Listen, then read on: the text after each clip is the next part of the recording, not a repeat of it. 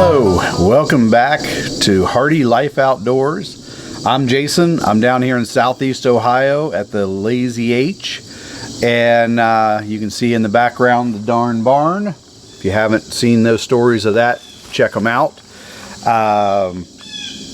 This is day 2 of some PTO time from work. I came down here to get some projects done, primarily focused on clearing out a bunch of autumn olive back on the Habitat Oasis project. If you watched the last episode, you know that I hired somebody with a skid steer and a Fecon to come in and remove that for me. I naively thought that was a one-day job. It's about 8 acres. What I have since found is the autumn olive is thicker. There's more of a slope than we thought. The size of the trunks are significant, so it's taking more time than expected. He got, I don't know, an acre and a half done yesterday. I spent a lot of time brush hogging areas that we had previously cleared where the autumn olive was coming up, but it was, very thin. I could deal with it with the brush hog. So I did a bunch of that yesterday. Today I'm headed back. I need to mark the property line with the neighbor. The work that was done yesterday was on the front of the property.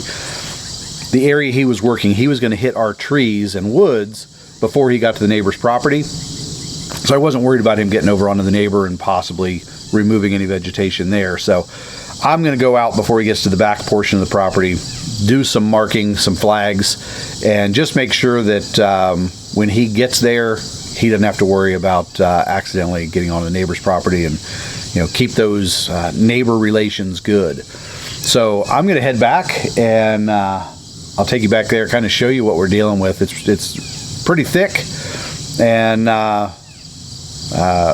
it'll be a job to try to get that line marked well enough that he can actually see it. But we'll try to put flagging up pretty frequent so he knows what to stay out of. So let's head back there and get started. I don't know how well you can see what's behind me, but it's pretty thick. So that tree right there is kind of the property line. I need to make my way back through there, flag the heck out of this, try to give him some idea where the edge of the property is. But you can see one of the things I'm asking him to do, there's a lot of dogwoods here. There's some other trees, trying not to destroy our trees. We don't have that many trees, but it's tough to get in there with a skid steer, get rid of the bad stuff and not damage some of the good stuff. But he's doing a pretty good job of it. So anyway, I'm going to get marking. Well, didn't take as long as I thought it might. Little thick, little back and forth. I did use Onyx to try to locate the line. It does bounce around a little bit. It's not perfect, but it gives me a pretty good line down through here. We're not taking out anything other than autumn olive. As we get close, I'll double check with the neighbor, make sure that they're okay with what we're doing. That, again, not looking to get way onto their property or get anything of value, but just don't want to make a mistake that might create an issue. So I'm going to call this done. I'm going to go get the brush hog and do some brush hogging again, try to clear up the fields and cut some paths back through some of this stuff where there's openings, so that the guy with the skid steer, as long as he sees I've mowed, he knows he's still on me. So that's the plan, and head in and get that. Just filled up the tractor and getting ready to head back there to do some brush hogging. But one of the things I noticed and I wanted to show you was all of the sticks and leaves and stuff that got caught on the front of the tractor. A lot of people take shots at the 1025R and the smaller tractors, talking about how poorly designed they are. As you can see, it doesn't really matter how big your tractor is. When you're out brush hogging and you're in all that dry material, you're going to pick up a lot of stuff on the front of the tractor. So the other thing is, realize wherever you clear this off, you're dropping seeds that can grow into, potentially invasive, spreading, stuff that you don't want around your property. One of the big issues people have is they don't realize that front radiator, you need to clear that. But the bigger issue is here between the two radiators. And the best way to clean that is with an air compressor and a wand, which I don't have a wand. I sprayed it out the other day. I'm getting ready to order a wand so that I can keep that radiator clear. It makes a big difference when you clean that out. Keeps the tractor from heating up as much. So it's worth the time to get that thing nice and clean before and after each use. So I'm gonna grab a couple things, head out, and do some brush hogging. I'll show you what I did yesterday.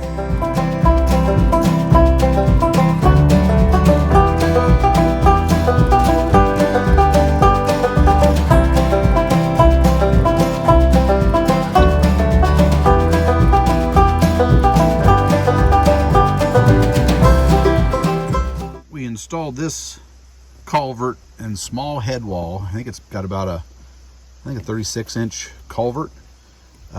We used to have to drive down through this creek, and it just made access to the back 80 a real challenge. We put it in almost 2 years ago, and it has done a really nice job. It's held up well, it's done well. The road itself is in real good shape right now. It had gotten a little rutted up and muddy right in this area, water coming down the hill. Josh came in, box bladed it, and it's in real good shape now. So I like this ride in. It's just a pretty view as you come in through the trees.